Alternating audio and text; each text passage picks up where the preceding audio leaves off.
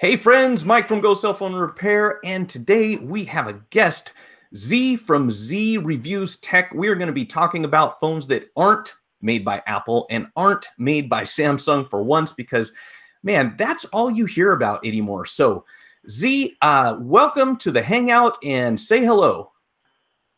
Hey guys, thanks for having me here, Mike. Very glad to join you on this live chat. And yeah.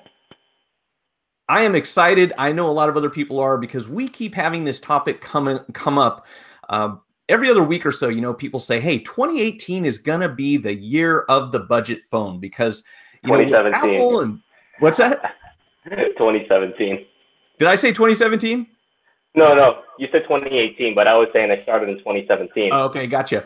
So, you know, for me, though, the thing about it, or one of the big reasons I believe that a lot of people are going to be looking at alternatives are just the pricing, you know, with Apple going over that $1,000 mark, Samsung following suit. And now we're going to talk about it a little bit later, but Huawei apparently is going to be doing the same thing because they said, hey, look, people are willing to swallow that pill. But that's obviously not all of us. And you told me earlier on while we were talking that this is something that kind of motivated you to, you know, to pursue this, is the idea that spending a whole bunch of money on a handset, especially one that you're only going to use for a year or two, is not really a good investment for everyone. Yep, that is very true. To be honest, when I first started, you know, getting cell phones, I saw prices on cell phones and I was like, I don't really want to spend that much. And back then, phone prices were like $500 for like flagship. Well, now it's a lot more, and even back then, I wasn't willing to pay $500 for a flagship, so I'm certainly not willing to pay $1,000 now. So that's why, one of the reasons why I entered into the Chinese phone market, because there you can get phones that are bang for your buck. You know, $300, you get a great phone. I'm actually filming on it right now, and it's a great place to explore. Awesome. And that's the interesting thing about it, because we also talked about this kind of beforehand, and that is, outside of the US and Korea, or South Korea, I guess, there's not a whole lot of other places to go for phones in general. So, you know, obviously, considering the population, China has historically been one of those parts of the world where we're going to see other things come from. And, you know, if you've been around for any period of time, one thing that we have noticed about China is that they have a tendency to take a look at something, figure out how it works, and then design a way to make that same product, or to make something that does the same thing for a lower cost. And that's, you know, traditionally what it's kind of, we've all thought about. We think, oh, you know, you can always get a Chinese branded version of something that's very comparable to what you're using now and save some money in the process. And of course, who doesn't like to save money? Hey, we have Johnny Chang. Nate, what's going on, guys? Thanks for joining us. If you guys have not checked out Z's channel, you absolutely should. In fact, I need to get this in the chat real quick, so bear with me for a second. I want to throw your link on here and have it just pasted in case anybody comes along and says, what are you guys talking about? Because I got to tell you, I love this channel. Oops, it's going to start auto-playing if I do that. I love this channel, and I actually learned quite a bit. Oh, you're just going to do that. All right. Hey, I want to say thank you for not having a video play immediately when I go to your channel, because that would have been disastrous right now. Okay, so here is Z's channel. Are we going to paste? Can we paste here? Oh, that did go through. Yeah. And let's start off with a couple questions that I have, and then as people join the chat, if they want to ask, you know, ask away, guys. Fire.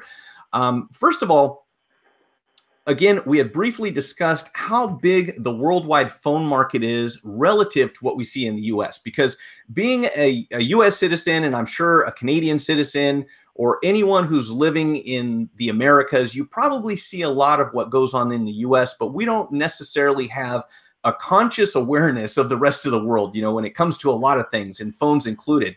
So you had sent me a link, which I'm going to attempt to present here while we speak about it. And this is going to be a representation of the global phone market, and I'm sure everyone, including myself, will be interested to hear your take on this. So this is what we're looking at right now. This is what happens. Let's see, can we zoom in here a bit? Yeah, there we go. Whoops, that was a little too much. Okay, so this is what we're looking at as far as phones. And the US, which, you know, again, a lot of the people who come to this stream will think of as home, not everyone, but quite a few people, US not having the majority of that representation. especially into 2017. Mm-hmm. So looking at this, looking at this graph, I think the thing that the information that's presented in here that really isn't conveyed to an audience would be that even though USA is it doesn't have as big a market as let's say China, and as you can see that graph, if you mouse over, India is very quickly catching up. The one thing that is not conveyed here is that the US smartphone market consists of a high percentage of very expensive phones. So even if China has a massive phone market, a lot of the phones that they sell are a lot cheap. Profit margins there are actually a little bit less as well. Gotcha. That totally makes sense. And it'd probably be a good idea to take a look at a dollar representation of this market. But be that as it may, it's still interesting, I think, to most people that we're fairly limited here when it comes to what we see, you know, especially now. And this is one of the reasons that I really thought the timing for this is perfect to have you come on and talk. And that is, you know, at this point, these two manufacturers have just come in like Blockbuster did to the mom and pop video stores a long time ago. You know, if you're not Samsung and you're not Apple, you're not making the kind of money that, you know, one might expect if in a large manufacturer. So, you know, to add to that, of course, we have a lot of other stuff politically going wrong that's going to affect our options in the future, but we'll get to that shortly. Now, here's the other thing that really stuck out to me when I was watching your channel. And that is when you mentioned, you actually did a whole video about how patent laws or the lack of patent laws work in China. So let's talk about that for a second. You know, yeah, so that was very interesting because, to be honest, I was not aware of that. I'm ethnically Chinese. I was born in Canada. So I visited China once in 1997. So that was a long, long time ago. But as I did more research into this topic, there are patent laws in China, but the thing is, the patent laws are very, I guess, undeveloped would be a nice way to say it. They haven't really had the same amount of, I guess, guidance and things happening compared to, let's say, USA or Europe to actually have that patent law to be developed enough. And as a result, they take a lot of patents that are already existing and incorporate them into their own phones, obviously without paying. And a lot of these patents actually come from other countries, for example, USA, Europe, and other big companies from those countries. And of course, that does infuriate a lot of people, and that's understandably so, because patents were created to protect your intellectual property so that you can develop something and know that someone's not just going to rip it off instantly. Right. And that's, you know, usually the argument that we hear when it comes to copyrights, patents, trademarks, and so forth is that, you know, one way of looking at it, and often we'll get this discussion when it comes to the prescription drug market. You know, if there's something that can save someone's life, then why shouldn't someone else be able to manufacture that for a lower cost? And of course, the response is typically that if we didn't protect these patents, then there would be no incentive for innovation. There would be no incentive for anyone to do R&D, to develop new technology. So it's a very, very interesting situation. I have an example that really struck me as ironic. Back in about, oh gosh, it's been a long time. I want to say it's probably been about 15, 20 years or so back. I had a friend who would travel to China regularly. He'd go there probably once a year or so. And I remember at the time there was something that China was asking the US to do in regards to patents and trademarks. And for the most part, they weren't getting the cooperation that they felt that they should be getting from the US. And at least a few people were of the mind that, you know, well, if the US isn't going to respect China's policies, then why should China respect the US policies? And obviously, I'm not going to mention any names, but this person went to China. And at the time, if you wanted to buy a DVD with the movie on it here, you're going to spend 20, 25, 30 bucks for a single movie. And he came back, I don't know how, but with an entire, this is before 9/11, by the way, he came back with a whole suitcase full of DVDs for movies that just got released. And I was like, how did you do that? He goes, oh, they're $1 a piece where I was at. You know, they're super cheap. No one there cares about the copyright on the thing, you know, because again, they defended their position by saying, if you're not going to play by the rules of our game, why should we, be bound by the limitations of the laws that you have in your country. So obviously there's a problem when you start importing things like that. And that would be probably... So there's actually two other things to talk about there. And the first one would be that USA sometimes is not willing to allow China to use certain patents just because they might be afraid that China could use this to further their political goals. And the other thing as well is that even if USA let China use some patent or some companies let China use the patents, they're really expensive. And China back in 15, 20 years ago, they were a developing country. And these patents again were developed and priced for developed countries which had a lot more money. And as a result, even if China were offered those patents, they would not be able to pay, which obviously does not give them the right to steal these patents. But you do see the dilemma there, and it's a catch-22. Yeah, that's the weird thing about it. So I don't know how this is all going to end up, but we have other factors going in there. So before we jump into the whole tariff thing, which I know we have to talk about that, especially with news developing around it. Let's go over here to the chat real quick. I want to make sure that we don't miss any questions, and thank everyone for joining us. Again, we'll go take a look at Z's channel here shortly, so you can kind of see your way around there. Let's see. Does somebody recall the effort made by China to build an indigenous CPU and computer platform called Longsoon based on MIPS instruction set? I do not know the answer to that. I will say something about Johnny Chang. He tends to bring up these questions and comments that really make you think. So if you know anything about that, feel free to chime in. I am not familiar whatsoever. Does MediaTek... So I'm familiar with the MIPS instruction set, but again, I'm not familiar with Longsoon. And I would say, so, hey, Johnny, if you could respond, when did this happen? Was this like 90s, 2000s?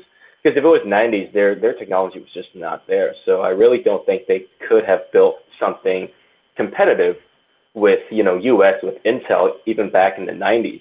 I mean, just look at North Korea. There are some videos of them with their high-end computers, and they look like Apple IIs, right? So, yeah, China was in that situation back 20 years ago. So, yeah. So I suppose it depends on where you're at, obviously. Yeah. So this may have been, this was a different video, actually. This is a video that I think we have two different points that we want to talk about, but I was very surprised to hear about this, how this works. So one of the ways, obviously, when,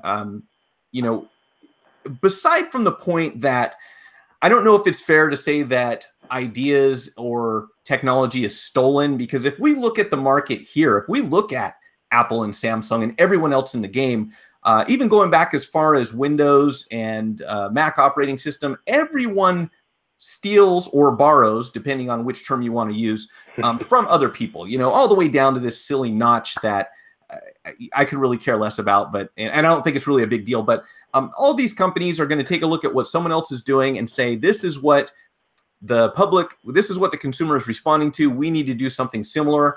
And in some cases, that's not a good decision. They just go along for the ride because they see a big company doing something. But when it comes down to it, the other challenge, of course, and probably the better way for a lot of people to go about this, and I heard a great example of this. So when you hear about someone getting upset because their design is stolen, oh, you guys copied that from us. You made the same thing that we did. That's our idea. I heard a TED Talk, actually, that went into great detail about this. And their response was that something along these lines, where we talk about copying other people's ideas and other people's designs and putting them into your own products and being able to protect that. This is something, for example, that has been going on in the clothing industry for decades, like forever. You can go back as far as you can remember, and designers will always copy brand names and try to make something that looks like the more expensive product. And obviously, when that first started happening, people weren't happy about it, but they realized that there was a solution. And that solution is, if your branding is what sells, then you need to figure out a design that is not practical for a competitor to knock off. So, one of the examples that they gave was a pair of shoes that they designed for women.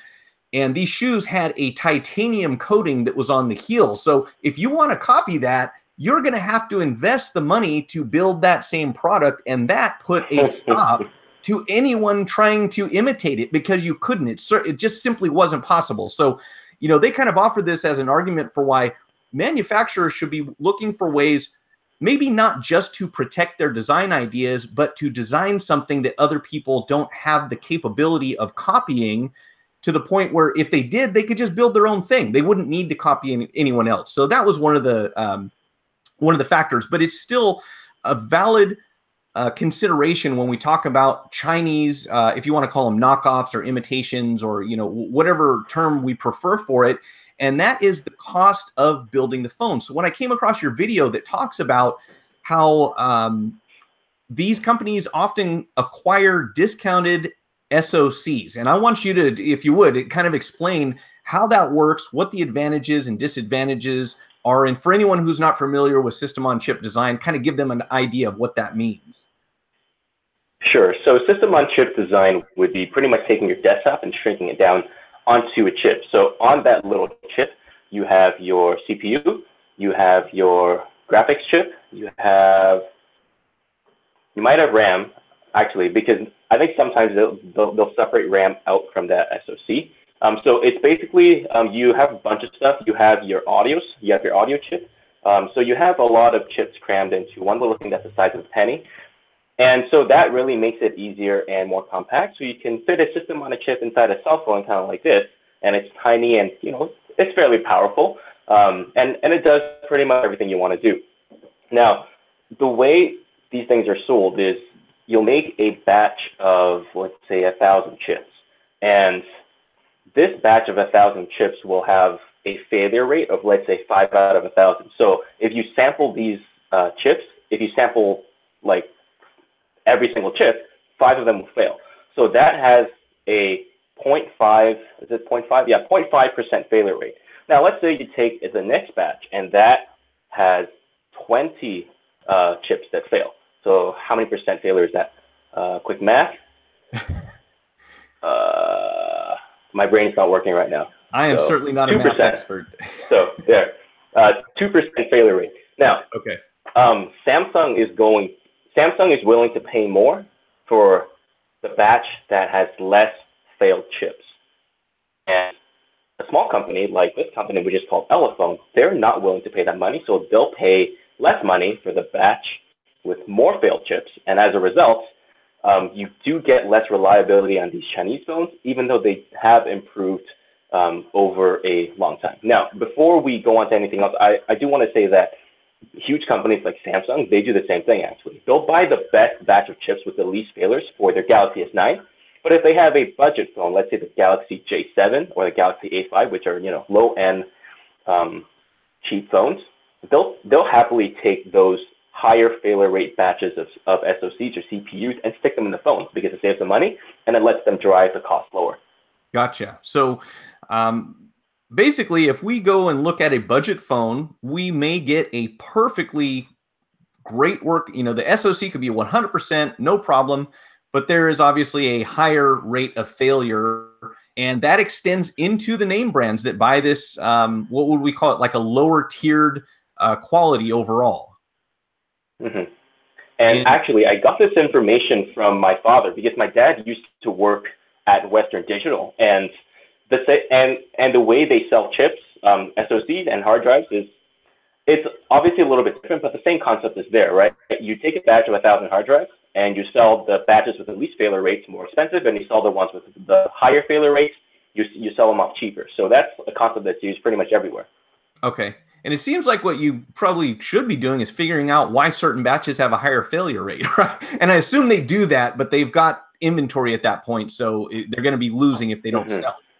That's right. Okay. And at least we know that, I suppose, depending on the manufacturer, a lot of times we're going to have warranty protection, but that typically goes for 12 months, for the most part.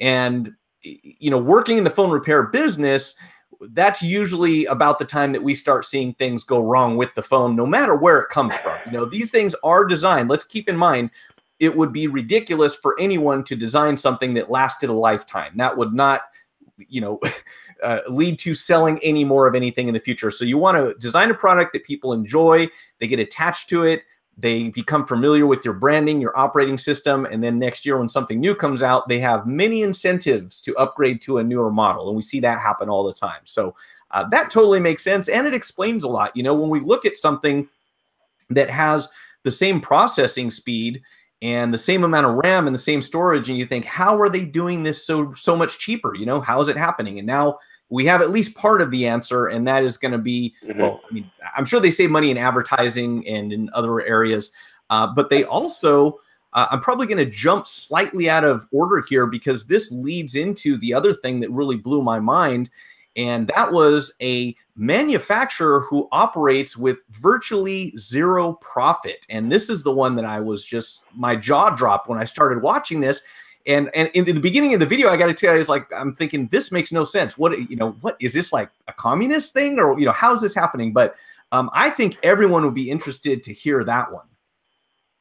So this concept, it sounds very surprising, but actually, after I describe it, I'll show you where that happens in regular life, even in USA and Canada as well. So for example, there's a company called Xiaomi, and there's also a company called Huawei, which I'm sure most of you guys are more familiar with, especially with all the news about Huawei and Trump and, you know, IP stuff that we might talk about later. Now, I was getting a lot of crap about talking about this on my video just because when I said that companies made zero profit on their phones, I'm not sure if I clarified, but I'm fairly certain I did. I clarified that they made zero profit on all of their phones. So, for example, the company Huawei, they'll have a high-end cell phone that costs $1,000. That's the same price or even more expensive than the Galaxy S8. But on the other hand, they have a line that's called the Honor line. And the Honor line is where they sell with little or no profit. And they use this as kind of like a brand introduction. So they'll sell you a cheap phone and they'll make zero profit off of it. But what they get in return is the introduction to the Huawei brand. And as well, you know, someone carrying around your phone is obviously an advertisement as well. And so those are kind of two incentives that you get when you sell something for super cheap. And it's a loss leader, right? You want to sell that thing for super cheap to introduce people to your brand. And now before I hand it back to you, Mike, I just want to talk about it. It's the same thing in Walmart, right? They put the milk way at the back with the least profit to make you walk through the store. So when you walk back out, you buy your Kit Kats, you buy your breath mints, you buy your ice cream, and that's how they get you in the store and making some profit. Right, and it's the same thing gas stations do, because if you talk to anyone in that business, no one's really in the business of selling petroleum or selling gasoline. It's difficult to make money. There's price wars going on constantly, but you open up a convenience store and you sell that same milk that you're talking about, and you do make a profit on it because now somebody stops on the way home. And yeah, so it all makes sense. It's just mind-blowing to me to think of a phone manufacturer, you know, making this high-tech stuff that everyone has to have, and just thinking we're banking on the fact that you're going to like it and you're going to buy add-ons later on. It's amazing. And there was a question here over, it says, I wonder how the manufacturer of the $4 smartphone even existed. Now that was fake, actually. The company was, I don't remember exactly what it was. I'll have to do more research on that. But I remember that they were either losing a ton of money on that cell phone, or, you know what, I don't remember, so I don't really want to say false things. But let's just say for that $4 smartphone, there were more shady things going on behind it that made it not as impressive as it sounds. Okay, I was not aware of that, because I do remember reading something about that and a lot of people challenging it and saying, you know, how is this thing going to survive? So probably exaggerated quite a bit, I imagine. All right, cool. So there's also a comment in the chat that I want to address really quickly. Sure.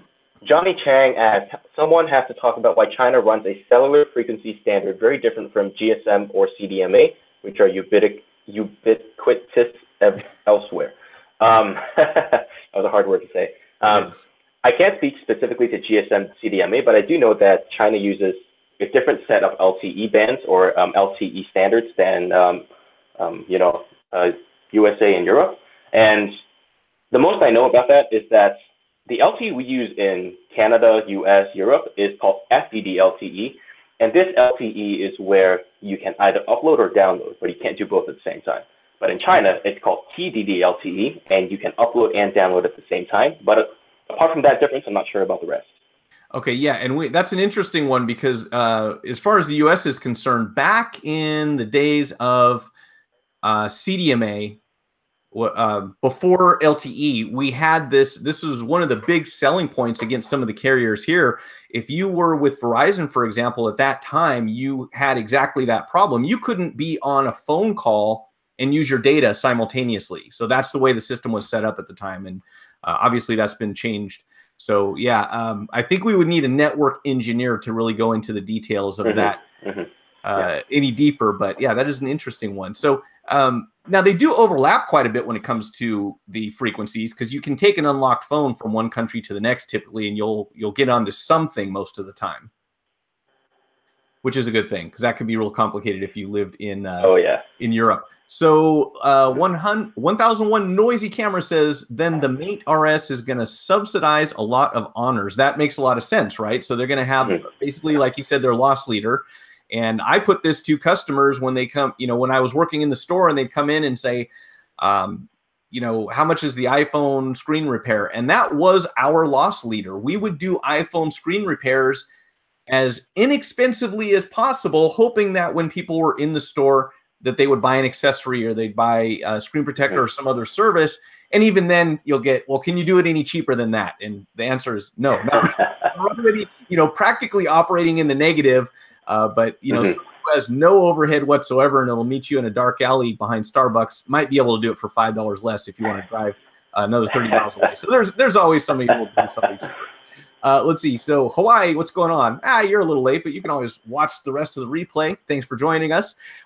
So what I wanted to lead into here, I think next, so we don't go too far out of, is that what we just went over here? The TDD, FDD, LTE has up and down at the same time? Where? Oh yeah, that was. Okay. I was just writing some notes down, yeah. Okay, gotcha. Sorry, I wanted to make sure that I didn't realize that was going to update in real time, but that's awesome. So here is something that I want to ask you, because you are, and for anyone who just joined, including you, Hawaii, this is Z from Z. Let's make sure I get it wrong. Z Reviews Tech. I keep wanting to say Z's Tech Reviews. Z Reviews Tech, and he reviews Chinese phones like you wouldn't believe. Brands I've never even heard of. Like, I thought I was fairly familiar with a lot of the brands that come from China, and I probably found 4 or 5 different companies I've never heard about on your channel. We'll take a look at your channel here in just a moment.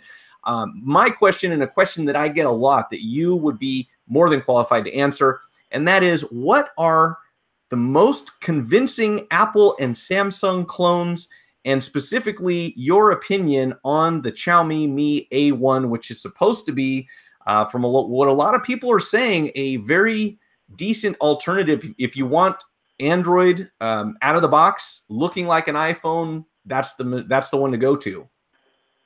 So I'll address that Apple Samsung clone first, and I want to separate this category into actually 2 sections. So the first section are the crappiest phone you can get that looks exactly like a Samsung. For example, so this is not one of those clones, but it'll have a phone and it'll actually print the Samsung logo illegally on the phone itself. And the box will actually be an exact replica of the Samsung Galaxy S9 box. And everything will be the exact same. You turn on the phone, you're like, oh, this is a Samsung phone. And to be honest, I saw one and I was fooled, right? I saw it and I was like, if I didn't know this was not a Samsung phone and I did not check over it or turn it on and test the performance, I would have thought this was a Samsung Galaxy S9. So there's that category where their purpose is to completely imitate the Galaxy S9 or high-end phones like the Apple iPhone without any care to the actual performance and the actual usage and real-world usage of that phone. So those are fairly cheap, and most of the people who buy them either want one that's super similar or pretty much identical to a Galaxy S9. And the other category of people who buy them is for those guys to buy them and stick them on eBay and sell them on sale for like $600, which is a huge price discount off the newly released Galaxy S9, which is $900. So there are those scammers who do buy those.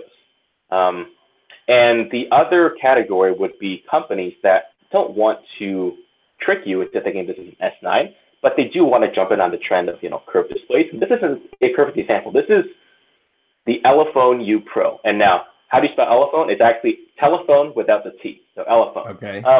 This, as you can see, it's a beautiful phone. I'm going to put it closer there. It has beautiful curved edges. And just look at the back. It looks beautiful. This is actually a fairly decent device. I think that most of you, if you are not familiar with Chinese phones, this would be great value considering it has great specifications. It has a decent camera, and it costs about $400. So that's a great deal. But for someone like me who's immersed into Chinese phones, $400 for this specific type of specifications is actually a fairly bad deal. And I might talk about that if we have some more time. Yeah, but that's the other category of, quick question that's the other category of, what's up? Just real quick, on that phone that you're holding up right now, does it have a curved display? Yes, it does. I can turn it on and I'll show you. It'll take a little while. So while it's turning on, I'll talk a little bit more. But that's how you can tell if it's a knockoff a lot of times. It takes forever to power up, right? Yeah. So this actually does have a curved display. It's also an AMOLED display, which is very nice. Yeah, this is a nice phone. It's just a little bit expensive for the Chinese phone gurus out there who might know a little bit about the... That would kind of explain the cost, though, because we know that when it comes to manufacturing AMOLED, especially the curved display, that's the majority of the cost on a lot of these phones that we're seeing now. So sorry for interrupting there. I just wanted to interject that. That's okay. Okay. I don't know if you can see that, but yeah, it's a beautiful phone. It's absolutely amazing. Let me scroll so that you can see. Is it scrolling? No, it's not. Nope. Oh. Yeah, there we go. Yeah, so it's a beautiful phone. Curved display, and it's not a knockoff, so it they just want to get in on that curved thing so that it looks beautiful, and it does look beautiful. Yeah, so that's what I was talking about was this is the other category of Chinese phones where they're not trying to trick you into thinking it's an S9, but they do want to use a couple of S9 features to make you want to buy this phone. And that screen was, it looked very nice. So yeah, absolutely.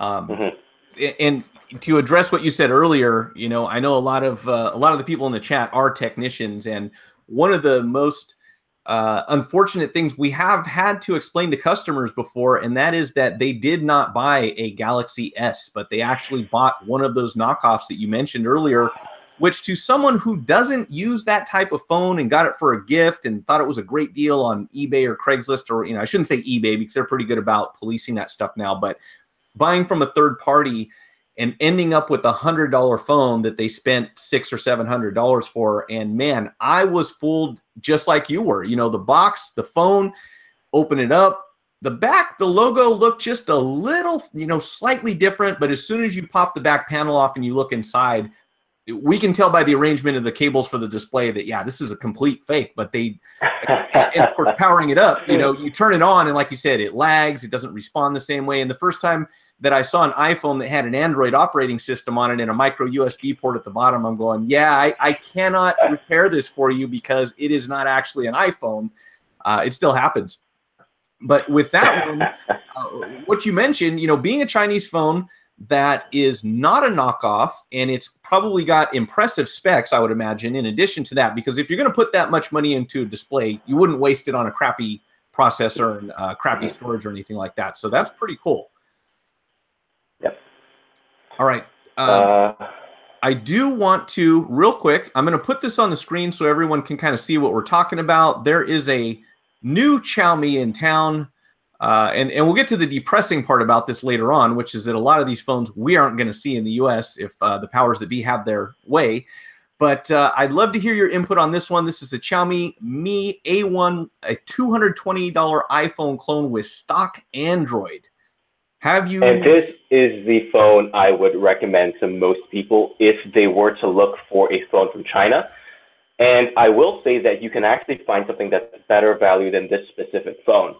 But the problem is the software on that phone is not stock Android, and it's not as familiar to people who might be not as tech savvy. That phone has a good processor. It's not the fastest, but it's fast enough. It has insane battery life. You can get 10 hours of screen on time on that phone itself. The cameras are actually pretty decent. I will, so in daylight conditions, I would say that it almost matches a Galaxy S7, which is not bad. Low light is obviously very bad. You're going to get a lot of grain and noise, but overall, it's a great phone with some great software, and it's the, how do I put it? It's the cheapest phone you can get from China that you can safely give to your grandma, and she's not going to have questions about. Okay. Put it that way. Not going to be overcomplicated. Cool. So, I mean, yeah, really, for $220, for someone who wants a phone that looks like, fits into that first category of clones, it looks like an iPhone, and this would actually be a decent phone operating system wise, if you're okay with Android. Yeah, and we'll come back to that topic later. I want to go ahead and reintroduce everyone who hasn't already seen you. This is Z from Z Reviews Tech. We're going to put his channel up here so we can take a look at what it is that you do, and then we'll go over to the chat and answer some questions. We have some more questions coming in there, so I do want to do this, however, real quick. Let's take a look here, and I don't know why the screen isn't bigger. It should be, but this is Z's channel. You should absolutely check it out if you're interested in honest tech reviews about budget phones, and that is what a lot of the focus here is going to be on his channel, is taking a look at what else you can get. Hopefully, we can still get it. If you don't want to buy an iPhone, you don't want to buy an Android, or maybe you already have a Galaxy and you want an extra phone. I mean, I'll tell you right now, if I'm going anywhere near water, I don't bring my daily driver with me. I get something that if it dunks and I can't get it back, I'm not worried about it. I've got an iPhone 5 with a OtterBox on it, and I can take underwater pictures, even though I know that's not a good idea, because if it gets wet, so what? Anyways, look at this. We've got the Elephone U Review Smartisan Nut Pro 2, which we're going to talk about a little later on. And man, you are a busy guy. You have a real job, and there is a video here practically every day, it looks like. I'm going to say probably almost every day, yes. 5. Yeah. So if you want to know about budget phones and our relation with China and Chinese phones and all this stuff, this is the place to go. My compliments to you on your editing. That is one thing that I can't stand. If someone doesn't take the time to edit their videos and look nice, it's hard to watch, and you do a great job with that. So impressive editing skills as well. Thank you. Let's come over here and take a look at what the chat is saying. Sorry if we got behind there a little bit. Sometimes we've got a lot to cover, and we're going to try to get through all of it. So let me back up a hair and see. Fake Galaxy S9 push on the screen. If you see pressure on the LCD, then it is 1000% fake. I didn't know that was possible. But yep, that was going to right. be my other that's question. Right. When you mentioned, actually on that Elephone you had, it is an AMOLED. So that answered that question. Yeah. And it also has Gorilla Glass 5 as well. So okay. It's Gorilla Glass 5 as well. So wow. This is definitely not one of those fake crappy devices. It's actually, so this company actually took over a year to develop just the software itself. So okay, it's definitely not something that they threw together. Yeah. Yeah, they're not trying to be a clone. They saw some things that they thought were impressive, and they included those features in their phone, right? And I'm going to assume here, just taking a stab, all of these phones run on Android, or is there any other operating system that they have? No, they all run on Android. Okay. Yeah. Okay. There is the two-face of the boot. Let's see. There's a two-face of the bootleg market, brand bootleg, which may. Okay, yeah. So that's kind of pretty much saying what you did. MTK chip. I'm not sure what that is. So that would be the other most. Sorry. So there's Snapdragon, Qualcomm Snapdragon, and then there's their competitors, MTK, which is the short form for MediaTek. They make good. Let me rephrase that. They pull rabbits out of a hat, considering how few engineers they have, but their CPUs are still not as good as Qualcomm Snapdragons. Okay. Put it that way. Okay, let me put a question quickly to everyone in the chat. Is Z's audio and video coming out okay on your end? I'm getting a slight lag on the video. I just want to make sure we're not overlooking that. If that's causing any problems, we'll try to deal with it. So if anyone on there can just confirm you're getting good video or bad video, and if the audio is okay, I'd hate to go through this and then people miss out on anything that you're presenting here. Oppo and OnePlus are one and the same. I was not aware of that. Actually, That would be right. I actually talked to a guy, and he used to work at Oppo. And even though OnePlus officially doesn't, I mean, I guess in terms of marketing, they don't really have anything to do with Oppo. But OnePlus was founded by a couple of Oppo engineers and a couple of high-level people from Oppo as well went over to form OnePlus. So yeah, it's like they're for all intents and purposes, OnePlus is the North American branch of Oppo. Okay, okay, good to know. I'm not too familiar with that company, although OnePlus is getting ready to release something pretty soon, aren't they? If I remember correctly. OnePlus 6.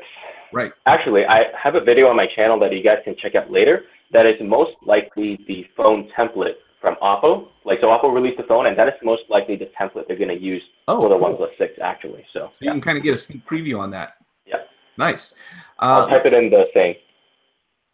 The U has a Helio processor, and the U Pro has a Snapdragon. That's right. Xiaomi was a pretend to be Apple at the beginning who make a name for itself. What about Indian-made phones? Do you deal with any of those at all? I have not dealt personally with any Indian-made phones. However, I have seen some reviews of, I guess a more accurate way to say would be Indian-designed and manufactured. There's a company called Infinix, and they make some decent phones, but I think the R&D for Chinese cell phones is still along than Indian phones. Okay. And I may be wrong here, but I thought that for the longest time I was under the impression that Blue, BLU, was an Indian phone, but I recently came across something that said that they were made in the US. Do you know anything about that company? Yes. So BLU, or Blue, is a company, it's an American company that actually, they actually purchase phones from companies like Elephone. Well, not this specific company, but they'll purchase a company from a phone from a company and slap their Blue logo on it, and then sell it to U.S. customers with warranty. So that's pretty much what they do. They don't design any phones. They don't make any phones. They buy and slap and sell. So. Oh, that's good to know. So they could be buying from a variety of manufacturers, and you wouldn't really know. I mean, depending on the model, of course. So there are actually a few I was not aware of that. Yeah, there are actually a few Blue phones that I looked at, and I was like, I know that phone because I reviewed that phone. It was called something else in China, and that's actually a good thing because then you can just watch the review of that specific phone in China, and it's the exact same phone for Blue. Right, cool. As you might imagine, we don't typically see, you know, one of the things about budget phones that is unique from our perspective as, you know, within the repair industry is that in many cases, if you're talking about a phone that costs $220 or, you know, you're talking about a $400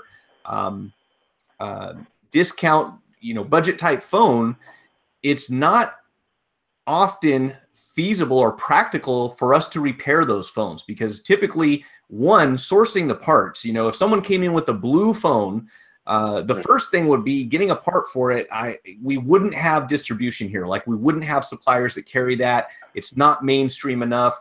The profit margins on reselling the parts aren't really there. But second to that, if you're looking at something that's like a $150 phone, how much can you charge someone to replace the part that costs $75? You know, at a certain point, it's diminishing returns. Okay, you know, you might as well invest in another one. And typically the only justification we have is when someone's trying to recover data. They'll say, hey, I don't, you know, it's not the phone that I want. It's the information that's inside of it.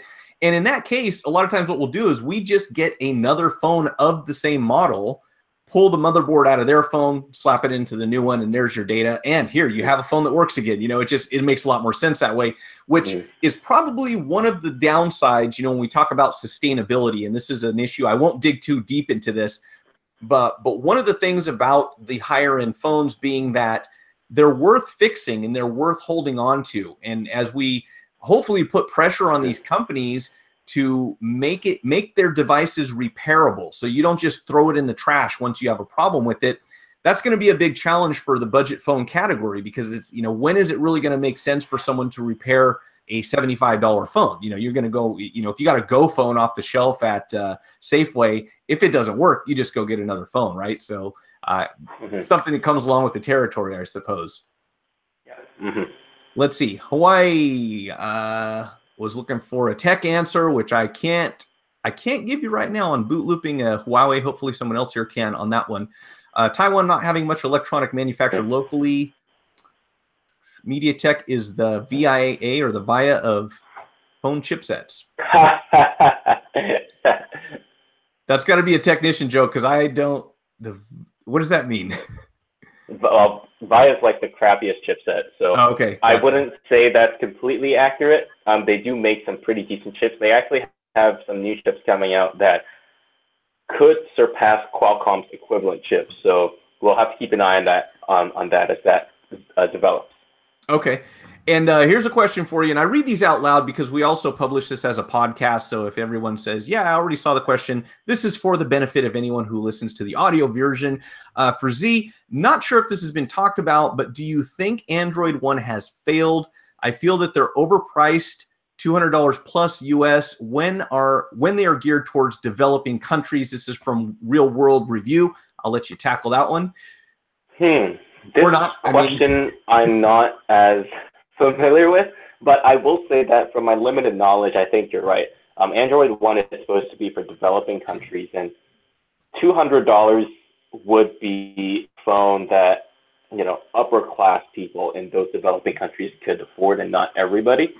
So in that case, for example, you can get a $200 phone that's like 70% as powerful as a Galaxy S7, and you don't need Android One to run on those phones. You can just run regular Android, and it runs just as well. So I think you're right. Android One has failed. I don't know how they're going to continue developing it, but if it goes the same way, in my opinion, I do think that it's going to go the way of the donkey. Okay, well, there's your answer, and that makes a lot of sense. And that always blows my mind when we see things like this that are aimed at developing countries, and you look at the price tag and you're thinking, what country? Maybe they've developed quite a bit already, by the time they expect them to get to market. But yeah, so let's move along here. We still have about 15 minutes. So everyone, if you have questions for Z today, please put them in the chat. We're going to try to get through a couple more topics here. I had a list of stuff, and an hour is never enough time, especially with someone like me who talks too much. So I'm going to try to minimize that and go to the next one. So we did the Android stuff. So Tariff Wars. And this is something that is just long, in my opinion, when it's all said and done, when we start engaging in these little contests of, well, if you're going to do that, now we're going to do this. And now there's a sanction, and now there's a tariff, and now there's an embargo. The only people that generally end up suffering, on a large scale is the consumer. At the end of the day, jacking up these prices and increasing taxation, that tax money isn't filtering down to the citizens. It's going to create another agency that can police this operation to create more jobs for people that say that you need to give them money to make sure everyone else is paying their fair share. So what do you see as the outcome to this whole tariff thing that Trump has proposed, and now China's kind of getting into the game as well? Where do we go from here? So the short answer to my view on that would be it's obviously bad. However, as far as I know, those tariffs seem to be targeting more commodities like wheat and steel, which will affect, products in the end, but I don't think they're specifically targeting phones itself. So while we might not see these rise in like the next few months, they'll definitely rise if these tariffs continue to be put in place from China and the USA. And, along those lines, and this is why I probably overanalyze this type of stuff. So when I see these headlines, I have to remind everyone that we don't do a whole lot without international trade. When it comes down to it, we're sourcing materials for lithium-ion batteries from the Congo. We are outsourcing manufacturing to China. There's a big article that came out just today about how Apple, unfortunately, can say everything they want about designed in and created at and blah, blah, blah. But at the bottom line, it says assembled in China or built in China or something along those lines. So you can't say that this stuff is taking place here. So obviously we need to have, with those doors open, we have the status quo. And when we start throwing these factors in like tariffs, and when we add into that, and this is the one that was kind of an eye-opener for me today. I came across an article from ARS Technica, which I want to put up on the screen here real quick so that everyone can see what I'm talking about. If you're not already familiar, the U.S. government has been advising its citizens, so this is not a law. This is not a requirement, but usually when the government says something, there's going to be a certain percentage of the population that says, oh, well, we need to do that now. Well, they're saying that we should avoid Huawei, we should avoid ZTE, and I have a feeling that that list of manufacturers can only get larger. And, for a while I thought, well, okay, international spying, building in backdoors.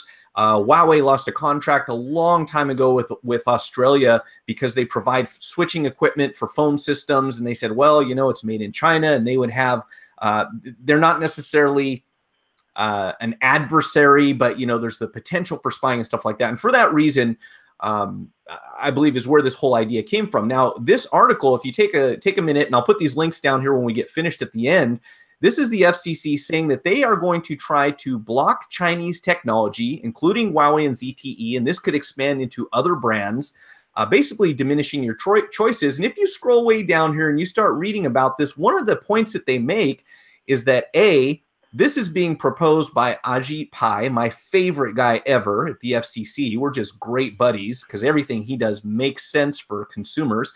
And I'm being sarcastic for anyone who already doesn't know about my opinion on this guy. But they state very clearly that small ISPs in the US buy equipment from Huawei. So who would stand to benefit from getting Huawei out of the market for selling to ISPs, small ISPs? The large ISPs. And who does the FCC tend to cater to? The lobbying interests that get money from these big ISPs, which Ajit Pai used to be on the board of whatever it was with Verizon. So this kind of made me think, yes, there's a potential for an espionage. There is a possibility of spying. Everyone's trying to spy on everyone else. And then I always remember that old adage, well, if you're not doing anything wrong, what do you have to worry about, right? Well, apparently Russian and Chinese spies. But more importantly, there are some other motives behind this movement that point to profit and point to large companies saying, we want to be the ones that you buy from, and we don't want other people in the game. So just your take on that, if you will. Yeah, like you said, which is more likely? I mean, that's all I have to say, right? Yeah, well, there's a lot. That's all you have to say. But for anyone who's not, and I'm not trying to sway anyone's opinion, but for anyone who wants to explore this motivation further, Huawei provides this same equipment for Germany and England and has been doing so for a long time. And these are, countries, especially Germany, that's very protective about their citizens' rights, and they're opposed to spying. And Huawei volunteered to allow the English government and any other government, and they're still giving us the option to take a look at the inside of the products that they're manufacturing and the software and make sure that it meets the requirements that we have, that we don't have to worry about it, that it's safe to put on the market. And we have declined to do so within the US. So we have decided, no, we don't want to take a look and make sure everything's on the up and up. We would rather instead see these deals with Best Buy and with AT&T and all the carriers die. And I think for that reason, we should be concerned about these Chinese phones surviving in the US marketplace. And that's unfortunate because, again, that basically just reduces the choices that we have as a consumer. Mm-hmm. All right, chat is rolling here, so I'm going to scroll back. I hope I didn't miss anything. Anyone who has a question, please go ahead and put it in there and flag it, or put attention to me or Z so we can answer it. Z, I like your knowledge drop. That's from Hawaii. I guess you already saw that. There's Android Go Now. Did we miss anything here? Where do they think most of their cellular network switches are from? They are not US-made ones. Yeah, exactly. This is the thing that just blows my mind. Real World said he opened up an HP Spectre table that has a Huawei Wi-Fi chip in it. Awesome. Hacked. Yep, they're spying on you now. Huawei also partnered with European brands to get to better integrate into the market, Leica and Porsche. I hope I'm saying those properly. Yeah, so I hope that this changes. It's awesome. Mm-hmm. Now, is Canada affected by any of this stuff that I'm talking about here? I would say not yet. Well, actually, you know what? Huawei was caught stealing stuff from Nortel. That was a long time ago, though. So Like yeah, you know what? stealing tech? It's really hard to like stealing tech. Yeah. Okay. So that's really hard to say. Okay. Yeah. Well, I guess yeah, we'll see. And I don't proclaim to be an expert on Canadian government, but most of the Canadians, and correct me if I'm wrong, but most of the Canadians that I've spoken to give me the impression that they tend to go along with the North American policy, whatever that means, you know. So a lot of times the US does something, Canada will do something similar. Not always. I mean, there are certainly differences, but it seems that we're often put into agreement on this kind of stuff. Mm-hmm. And if that happens, yeah, I mean, USA is the big brother after all, right? So right. So where are you going to get your phones for reviews if you can't get Chinese phones anymore? Oh man, I might just kill myself. No, I honestly don't know. Let's say Chinese phones were banned in Canada. I would say that I would still never get an S9 or one of those flagships. I would probably be aiming for mid-range devices on sale. Because stuff in Canada is still more expensive than the US, even when you account for currency. So, gotcha. Okay. Hey, Real World brought up a good point. Canadian phones are super secure. You've heard of BlackBerry, right? The most secure phone on the market, I think. Oh yeah. The Black phone or whatever that one was. Okay, so we're getting a little low on time, so let's get to the fun questions. And I hope you'll forgive me if I keep you a couple minutes late. We'll try to roll through these real quick. I know you got to get back to what. No problem. I got time.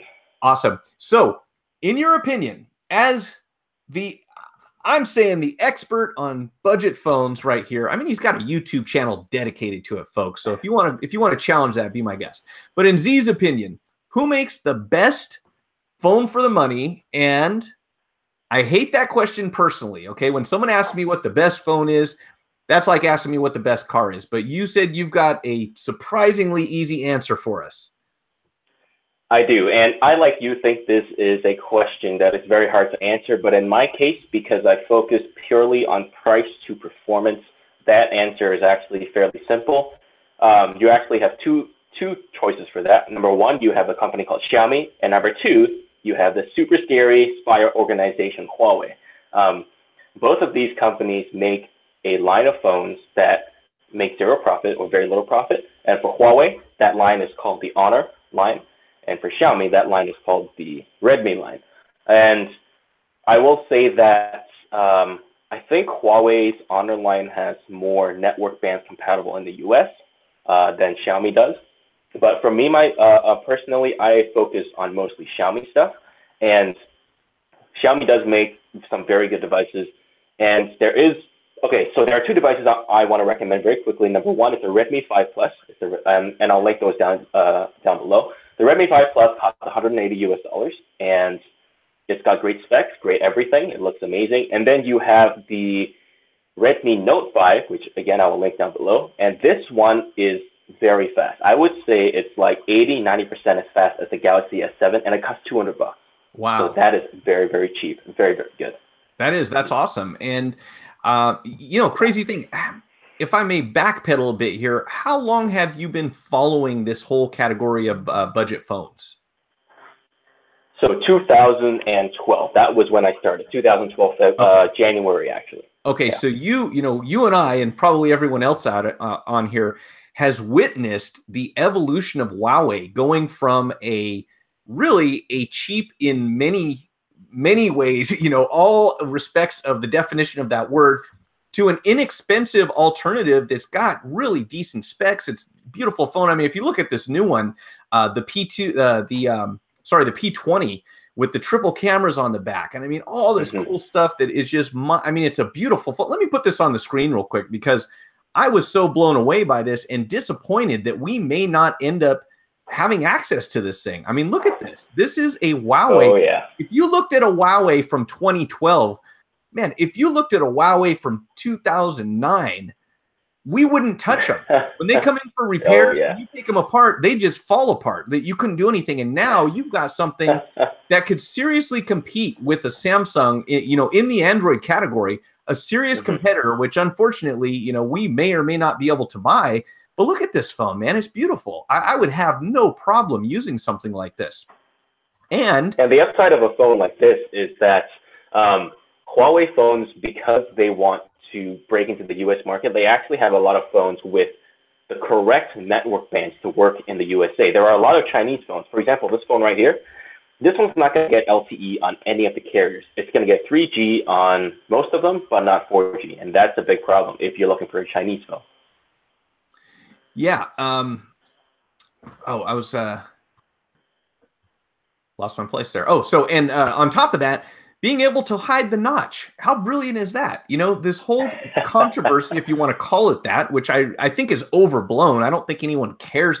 You know, if you talk to most people, there are some that hate it and there are some that could care less. But there's not too many people in love with the notch. No one is saying, I can't wait to get a phone that has a notch on it, right? So these guys said, why don't we just give you both? Here's a phone with a notch. You don't like it, you hide it and it's gone and there's no more notch and it can blend into the phone like everything else.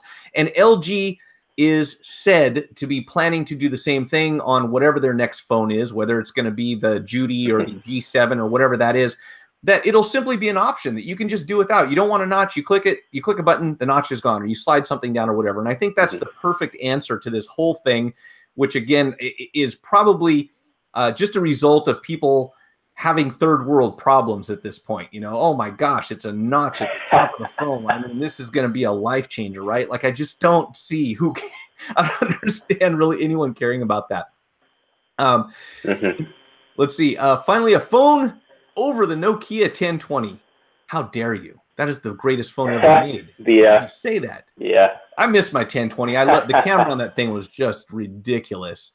Was that the one with the 40 megapixel camera? What's that?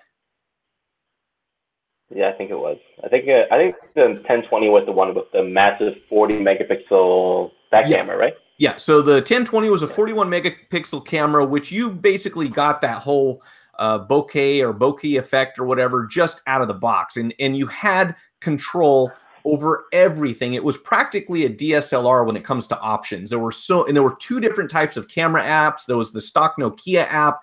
Then there's the Windows camera app, and you could go in there and tweak things. And I used to shoot my videos in it, and the quality was so good that you could pause the video and take that image and use it as a picture. I mean, you know, for its time, it was amazing.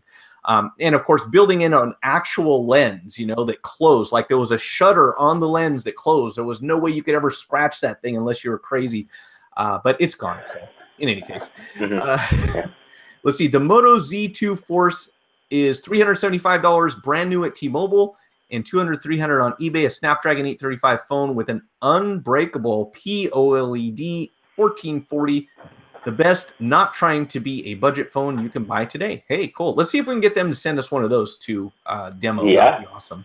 And I gotta say that if you are in the U.S., even though I'm a Chinese reviewer and I love budget, but if you are in the U.S., there are so many good deals. For example, there was one time when I saw a Galaxy S7, I think like a year after it was released, for $350 on eBay new. And at that point, there's really no reason to get a Chinese phone when you can get the Galaxy S7 a year old for $350. So if you can find those deals, then Chinese phones do get a lot less attractive. But if you cannot, or you're in a country that have these deals, then Chinese phones are a great option. Right. And if I was looking at a Chinese budget phone, you know, something like what we talked about and some of the stuff that you show on your channel, my assumption would be that you've got someone who wants to have a modern looking phone, or B, wants a phone with the latest, greatest specs that won't break the bank. Because like you said, you know, and this is typical with Android, a year or two later, they don't retain their value the way that, you know, unfortunately, that Apple's phones do. And that's where we find ourselves a lot of times is, you know, well, I could go online and get this other thing brand new for this much. Well, you know, that's how depreciation works for whatever reasons, mostly for Android. Now, if we may switch gears here real quick, because we do have to get off pretty soon. Your daily driver, this is the question we ask every guest. With, you know, most of the time, and why? Sorry, could you say that again? You cut out a little bit. Oh, sorry about that. So we want to know, what does Z use as his daily driver, and what is your reason for choosing that particular model? So I actually have that phone. I'm filming right now, so I can't actually take it and show it to you. But again, I can give a link down below. I was originally using another phone here that I should have somewhere. This is a Xiaomi phone. It's called the Mi Note 3. And this was a great phone. It had a very powerful processor, which is about on the same level as the Galaxy S7. It's got 6 gigs of RAM, and the camera actually scored higher than the iPhone 8 on DxOMark. And I loved it. It was absolutely amazing. But this phone is ugly. Oh, well, I shouldn't say ugly, but it's not nice looking. It's got big bezels. They're kind of big and thick, and it's not a bezel-less phone. And one of the reasons was this phone matched my old phone in pretty much every area. The camera was slightly worse, and it was beautiful. It's a fairly good-looking phone. So that's the reason why I'm with the Smartisan right now. Okay, so let's take a look here real quick. In case anyone hasn't seen this, I just pulled up an image since your phone's in use. So let's go over here, and this is what Z is saying. This is the one here, right? That's right. Yes, except mine's black, not red. Yeah. Okay. Now I had never heard of Smartisan before. You know, even amongst this is a very new company. It's very new. I think they started in 2014, so they're like 4 years old. Okay, that thing looks very slim. See, 18.9 display. Yeah, I think it's 8 millimeters. I think okay. So it's definitely it looks good. Cool. All right. So that is actually. Let me say. Sorry, I just want to say something else about this phone. The speaker on this phone is the best speaker I've ever heard in my life. The ZTE Axon 7. A lot of people rave about that speaker, and no doubt it's a good speaker. That thing has heavier bass than this phone, but this phone has the most natural sounding speaker I've ever heard in my life. Better than the S9, better than the iPhone X, better than the Axon 7. So. Wow, good to know. So let's see, 5.99 inch, 18.9, 5 different variants, a fantastic design, as you saw. Obviously, that's what they're saying. And it looks like we can get 4 gigs of RAM with 32, or all the way up to 6 gigs of RAM with 256 storage. Yeah, so cool. Another brand worth looking at. I had not heard of this until I came across your channel, and of course, you have a review of that on your channel, I would assume. Yeah. Awesome. Okay, so let's see. I think that was one of the last things that we were going to discuss. Let's go and make sure that we have answered everyone in the chat. We will be ending this stream pretty soon, so I want to thank everyone again for joining us. I want to say thanks to Z for coming on as well. Let's see if there's anything else that we need to answer here. Do any of the Chinese budget phones have an actual S Pen style stylus? Great question. Nope. And a simple answer. Okay, and I want to say that for the longest time, it seems like the whole Apple philosophy was you should not have a stylus with your phone. You don't even want to have a mouse. You know, we want everything to be gone. And isn't Apple bringing in their pencil for these tablets they're selling to the schools now that I've been reading about? That is true. That is true. The Axon Mini 7 speakers are amazing. Cool. I was not aware of this, guys. I am an audio. I don't want to say an audiophile, but I certainly appreciate high-end audio, and I didn't realize that ZTE and this other company, Smartisan, were at the forefront of speakers, so I need to check these out for sure. Are they going to hide the notch the way the other company hid the finger sensor? Yeah, just put it on the back. That's brilliant. That is great.